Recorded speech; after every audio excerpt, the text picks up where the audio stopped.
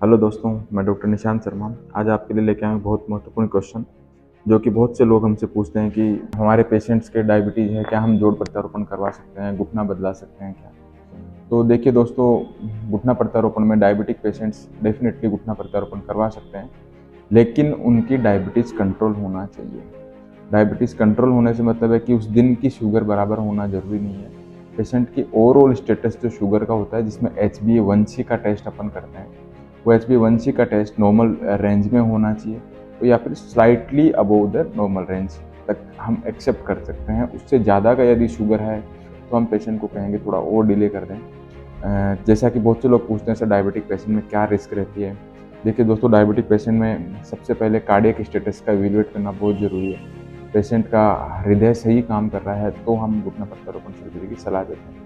दूसरी, पेशेंट का diabetic patient में जो रिस्क रहती है वो इन्फेक्शन की रिस्क डेफिनेटली अदर पेशेंट्स की तुलना में थोड़ी सी ज़्यादा होती है।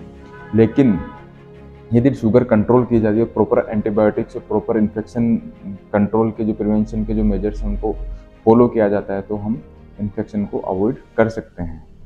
तीसरी चीज़ जो डायबिटिक पेशेंट में बहुत इंपॉर्टेंट रहती है कि सर लॉन्ग टर्म में पेशेंट को दोबारा से कुछ इन्फेक्शन जैसा कुछ हो तो नहीं जाएगा। तो देखिए दोस्तों, यदि प्रॉपर एंटीबायोटिक कंट्रोल के साथ अदर प्रोसीजर किए जाते हैं तो पेशेंट को इन्फेक्शन के चांसेस बहुत कम रहते हैं।